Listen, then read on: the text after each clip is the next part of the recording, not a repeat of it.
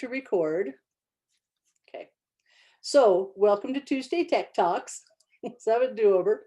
Today we're going to talk a little bit about blended learning. So we've talked a lot about how to put the technical stuff in and how to build modules and do assignments. I'm assuming you're both familiar with that part, right? And let me let Whitney in. Yep. Okay. So Whitney, well, yep, welcome Whitney.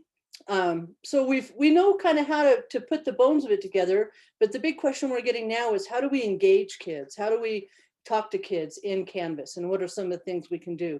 So I'm gonna go through some of these pretty quick, but then we can also circle back, or if there's something that you're particularly interested in, we'll just stop and jump there since we've only got the three of us. Okay. So the first thing is learning tool integrations, and these are a part of Canvas. So these are like connectors that allow Canvas to talk to a third-party app. So like if we set it up for Zoom, for instance, then you have a Zoom button in your Canvas account that you just click and the students click. You still have to set up meetings, but it kind of automates that. A lot of these will authenticate kids into a program. So if you're using Spelling City or some of these third-party programs, some of them will just be a link that puts you into it. Some of them will authenticate students, and some of them will actually allow you to bring content in for students. Okay, so if you're using any type of program, check with your Canvas admin, which is Drake and Millard or myself, and we'll try and see if we can get those to work for you. Okay, and so we talk about engaging students. You know, what are some of the ways we can get kids to talk? We feel so disconnected between having to switch to Canvas and go virtual. Are you anybody using Canvas in the classroom with the kids? Yeah. So when you're doing it just distance learning, it's kind of hard to keep those connections, right? And to interact with the kids. And even if you're doing it in class, it's still a little bit of difficult to do that, because if you've got the kids in class, why do they have to go to Canvas? You can just put it on the board, right? But with something like Nearpod, you can embed that into a Canvas assignment and the kids can work on it. Now you can do it with, are you guys familiar with Nearpod? Been using that, right? So if you were to embed it as an assignment and put it as self-paced, so think about that. Some of the kids who are at home or virtual learning could be doing it at their own pace, or you could have a group as a center, maybe working over in the corner. Whitney, or Miss Scott, sorry, what grade do you teach? I teach first grade. Okay, and Whitney, what grade do you teach? Third. Okay, so first and third grade are good examples. So you could have it set up, have the kids log onto their computer, and you could have a group of kids in like a center type activity that do a Nearpod, a self-paced, working independently on their own, while maybe you're working with another group of kids. So that would be a reason why you could use Canvas, because then they just go into Canvas, you have the page set up, and they don't have to log in their name or do anything else. It automatically authenticates them, as opposed to just telling them to go to nearpod.com and putting in the code number. The bonus of doing it with Canvas, and you probably don't see it with your first graders, they haven't quite learned it yet. We know the third graders, they maybe not, it's usually about fourth grade maybe, but they like to put in all sorts of strange names, right? This one, it actually forces them to, it puts their name in there so they can't put any fake names in there. So there's other types of formative tools that you can put in. Flipgrid, there's more on this list right here. Being able to bring that content into Canvas, so you're putting everything in one space. Because I know, especially as a first grade teacher, you're probably struggling with getting links to kids and getting kids to the right sites. And maybe even Whitney with third grade still, you know, have some struggles with that. By having it in Canvas, and if you've set it up to where they can find everything, just think of Canvas as kind of that one-stop shop where everything's together. You don't have to say, you know, or put links in, or say, go to Nearpod, go to Flipgrid, go to these things. Okay, and like we talked about Zoom, in Adobe Spark, maybe a little bit more fourth, fifth grade, but that's creating content. And then video, there's a link here if you want to learn more about how to do video. But even I would encourage, if you're not already, to use the video recorder that's in Canvas, just in having kids respond. Have you guys had any kids responding with video in Canvas and using that? No? So that can be a really good tool because it's especially for first graders. And I'm sorry, Miss Stott, remind me of your first name so I don't have to keep calling you Sorry, I should have put it on. Mallory. Mallory. Okay. So like Mallory, your first graders and even Liesel, some of the special needs kids, they probably really struggle with trying to upload a document or to fill in the text box. But by using the video in Canvas, one click and hit record, and they can tell you about what they read or what they learned or say their ABCs or, you know, name the colors that you hold up or, you know, any of those things. The kids can do that in a recording. And especially if you have some distance kids, it makes it really nice because you get that facial connection and the voice. And so Whitney, are you using SpeedGrader at all in Canvas? Okay, so there's another place you can use the video to give feedback, but third grade, you're probably not giving a lot of oral feedback on assignments unless you're in person. So there's a link to a lot of great tips.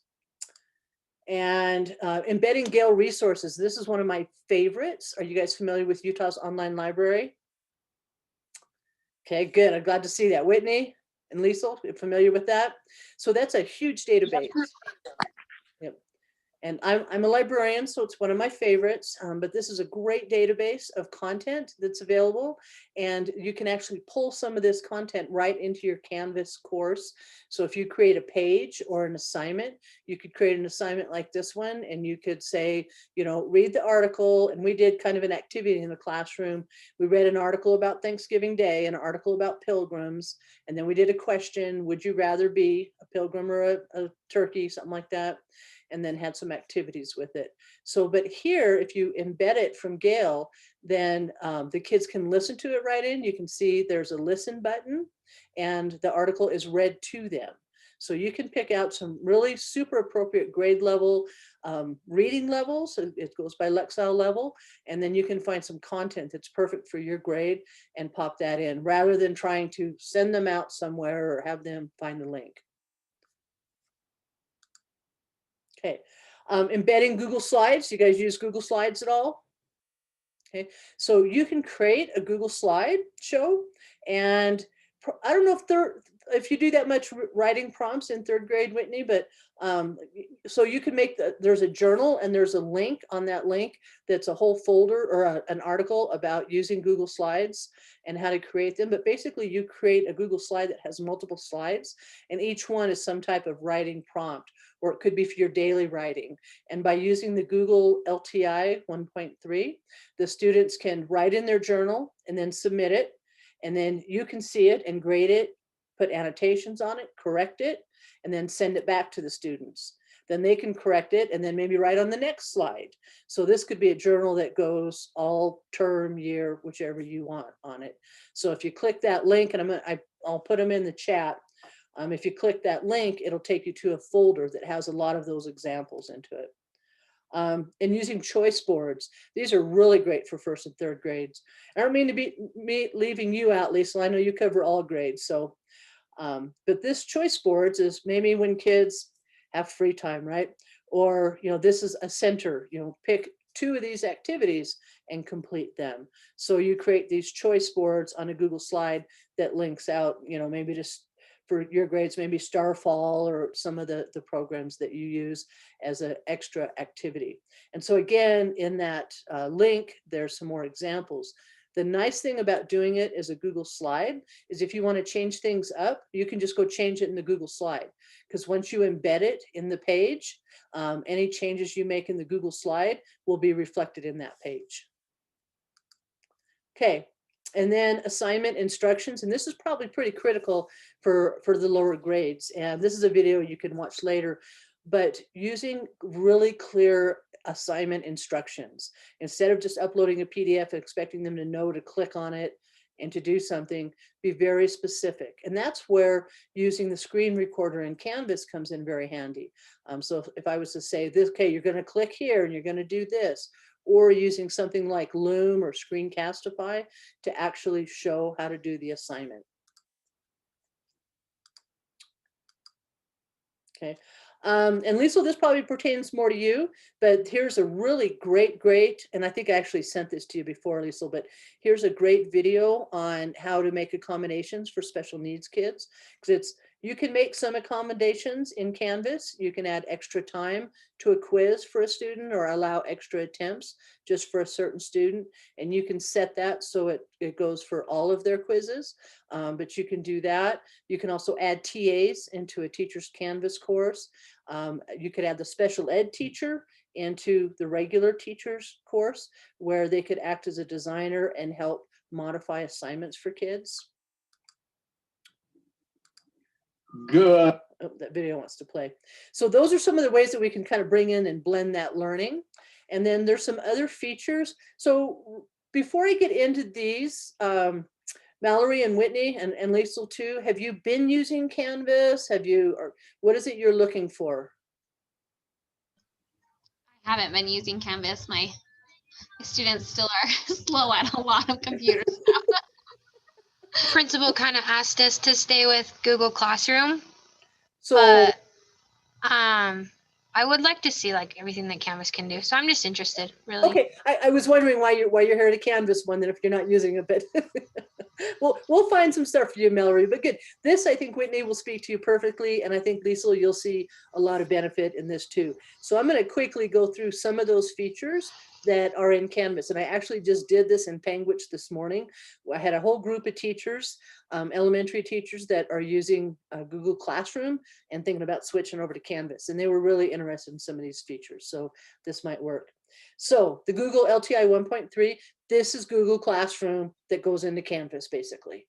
So what this does, it takes that feature in Google Classroom where it makes a copy of a document for each student and gives it to each student, and then they do their work, then they hit the submit button and turn it back in.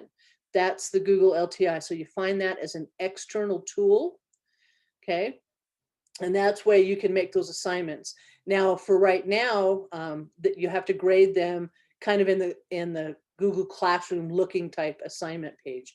You grade them there, and then when you turn them back to the kids, that grade goes to Canvas. It doesn't grade in SpeedGrader quite yet. And that may not make a lot of sense to you if you're not using SpeedGrader, but know that that's on the roadmap to being improved. And if you click on the link here, all of these have links on them with more deeper information. Okay, the rich content editor, this really just changed a lot in December. And so this is where, just like a regular editor, you do all your tools. So you can add your content this way for these three buttons. Those external tools, that's that little socket. Remember I showed you that Gale article? You can click on that and then you can find articles, and I can show you that at the end if you're interested, because I really think first and third grade benefits hugely from that. And then if you want to just put something from your Google Drive into the body of an assignment, this isn't for assigning kids, but if you click on the little drive icon right there, it'll connect you to your Google Drive. And then that's where you go look for that slideshow or something else that you want the kids just to view and not to actually edit or do anything with. Okay. And new analytics. This is really becoming popular with teachers, especially when you're struggling so much to keep your virtual kids on task. And it's, you know, parents are coming in right at parent conference week, and how come my kid is failing? Well, look, they haven't logged into Canvas for 3 weeks. They've only done 1 out of 10 assignments. They haven't participated. Those are some of the things that you can show with this. You can also pull up reports. So if you run a report for one student on missing assignments, then it gives you an Excel sheet for that one student with all of their missing assignments. So then you could just send that. Now, I'm sure in first grade, you probably don't do a lot of that. By third grade, you're starting to really hold those kids accountable for that. But that kind of helps to know what's missing. And also in Canvas, this is really great because if you have 5 kids who are missing assignments, you go one click on this button that says message students who, and then it gives you some choices. Are missing assignments, have turned in all their assignments, and are late. And so you can message all the students under one of those categories. And so you can message all the students who haven't turned them in, hey, get your assignment in. Or conversely, you can message all of the students who have turned in their work and say, thanks for turning in your work. Okay, student context cards, great visual to be able to show parents, to be able to show students. Kids see a version of this, but this shows, you're probably not doing this depth of grading right yet in your grades, but it shows, you know, their assignment grades, how they're doing against the class, or I'm not against class, I'm sorry, that was the other one, but this kind of shows their scores. And then module progression. This is one I really love, and it is really helpful, especially for the lower grades. So what happens, are you familiar with modules before I go? In Canvas. So modules are kind of like those boxes that hold assignments, discussions, pages, everything. It's kind of like that file cabinet that has everything. You can set it up so that students have to complete things in a sequential order. And maybe by third grade, they'll probably be ready pretty soon that they read this page, they do this activity, and then maybe they have to take a self-check, and maybe they have to score 80% before they can go on. So you can set up, these are called requirements and prerequisites to be able to move them through. And the really nice thing about when you use modules, there's a next button at the bottom. So the kids just go next and next and next. You don't have to keep saying, go back to the home page or go back here and go back here. It just kind of takes them in a natural progression. And then as they're doing that, what you can see, if you come up and look, and this is all whited out because these are the students' names in this right-hand column. So you can click on a student's name and you can say, oh, they've completed this, this is in progress, and you can see exactly where they're at in a module. So a lot of teachers go back and forth on modules. Some like to do it weekly. So I think for the kindergarten, preschool, first grade, weekly is really good because they just want to know what they got to get done in that week, right? By third grade, you've got some kids that are starting to master things, and maybe you've got a student, you're doing an animal unit, and you have an assignment, some research, a quiz, all these different things. And if they can progress and score well, then they can move right through that unit, and maybe they can work independently, while then again, you're working with another group to help remediate. So this kind of helps, and they can see that progress too. Parents can see it. It makes a set of green check marks. So, oh, we got everything done. Okay, it's the proverbial to-do list. Okay, this is send to, and I'm going to kind of skip over that because this is just a way of sharing content between teachers. So if you had something you wanted to send, it's really easy to do, but that's a new feature. Copy to. So again, if you want to send it to another course that you have, you guys, secondary teachers have multiple courses. You guys probably just have one course for your class, so that wouldn't apply. Duplicate, just what it says, makes a copy of the assignment. Okay.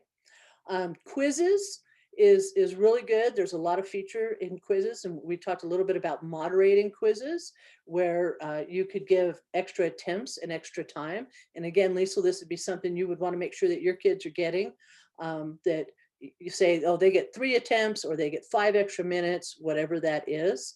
And then you can moderate or add extra time for them, sorry.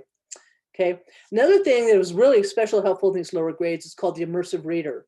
I'm pretty sure it's turned on in Millard. If you don't see this Immersive Reader button on the pages, then we can just turn it on for you real quick. And so what this does, it reads the page content to the students. Only on pages, doesn't work on assignments or quizzes, but this will just read it out loud to the kids, and it puts it in a great big blocky text so they can read it. Okay, bulk editing, that's if you want to change a whole bunch of due dates at once. But if you're not doing assignments yet and you're not using Canvas, that probably doesn't mean a lot, right? But that's just another new feature. And some of these new features have come out because, we were doing Canvas in the secondary and schools. And then during the pandemic, when all you guys had to switch over to Canvas in the elementary, Canvas really responded, and they started listening to what some of the pain points for the elementary teachers are. And these were some of the things. So they responded to these. They're very responsive. And I'll show you in a bit. They're coming out with it's going to be a lot easier for K5 than it has been in the past. From the stuff that I've seen, it looks like it's just going to be super easy for, well, Canvas is never going to be super easy. I take that back, but much easier for you to be able to navigate and get, because Canvas is the land of 1,000 clicks. And how do you teach a first or third grader? Click here, click here, click here, go back, go back. It's tough. Okay. When you have Gradebook, you can filter in different ways. So you can see just a section in your class, see a bunch of different things. And then this can be passed back into your student information system. Okay, emojis and headers. Now, when we first started Canvas with elementary, we went out and shared all these cute little templates, and we taught teachers how to make cute Bitmoji little scenes and do all this stuff. Come to find out, they just really didn't work too well because it was too much maintenance. Teachers had to keep coming back and fixing links, and the pictures never lined up right, and learned it really wasn't the easiest way. And so that's why, especially when I started seeing that from teachers, modules is the way to go. And that's why I always encourage people to do modules, because this is a module. So remember, we talked about those requirements. See where it says complete all items? And as they go through, it just checks them off that it's completed. So this is what a module would look like for a student. And the nice thing is when you put a module in, this first one is just a header, just a sentence that says read the articles. And then there's an arrow. You put an emoji in and say read these articles. So the kids read the 2 articles. And then answer the question. So there's the question there. And again, when you put it in the module, it gives you that next button. So once they click on that, they have nowhere to go but that next button, and they just go right through things. Okay, and Commons, this is where you guys really need to check this out, okay? Because Commons, if you look in the bottom left-hand toolbar of your Canvas course, you'll see something called Commons. It's like the Teachers Pay Teachers of Canvas, okay? It has content galore. This is just a picture of some of the UEN content. So these are some of the new science standards that they developed courses for, and these are full-on courses. What you want to do is go start playing with your Canvas account, and go on the right-hand side, it'll say create a course, and just name it Sandbox, Dumper, Practice Course, whatever, okay? Because you're never gonna have kids in it, but then you can go through and just start downloading some of these, and there's instructions when you get into Commons. You can download them, and then you can look at the content and decide, oh yeah, I wanna do that, and put that in your live course. I was working at the school I was working at this morning, the kindergarten teacher wanted to see something about shapes, and we found a really good course about how to do shapes and recognize shapes and do stuff. So it was really good. Okay, and then the templates, here's a video on showing some of those templates that you can use. And the templates are nice because they give you, think of them as the skeleton of your Canvas course. Okay, so it's the bones. So it shows you how to make the modules and how to organize, and it gives you the structure. And then all you have to do is go in and edit things and change your name and put your content in. So it doesn't give you content, but it gives you the structure of it set up. Okay, and then here is Matt Miller's 20 tips. And if you just click on the link, these are kind of like the basic 20 things to look for in Canvas and to do for good course design. And then a couple of new features. This is what I really want to show you. This is what the new K35 dashboard is going to look like. Huge improvement. And it's kind of hard to tell just from here, but you'll notice there's no navigation on the left-hand side. Okay. So the kids don't have to click to assignments, click to this, click to that. Your courses your content area can be broken out. You see how here it's got different content areas. Those are all in one course. Okay, and then the to-do list is gone, which is a huge thing. And it's just got some important dates. Plus, then you've got like your welcome sign here. And then you've got tabs for schedule, grades, and some resources. Really nice, clean, simple look. Very easy to navigate. I think this is going to be one of the best things for the K-5 teachers that we've seen come out of Canvas this year.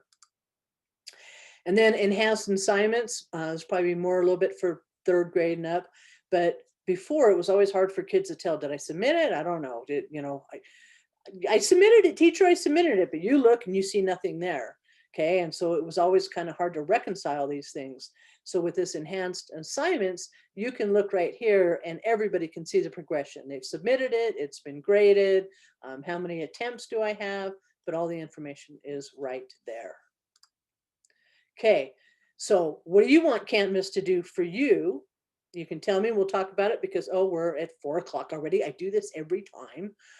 Sorry, Clint, but here's a link where you can go submit ideas to Canvas. And like I said, they listen. So you go to that link and then you say, I'd like to see this, and people upvote it. And then if something gets a lot of traction, gets really upvoted, that's where that K5 dashboard came from. Then Canvas looks at it and says, hey, teachers want this, and let's implement it. Okay, and you have tons of resources. Okay, this is the hugest thing. You have this, if you click on the help button in your Canvas, on your global navigation, the gray one, you have the Canvas guides, which are phenomenal.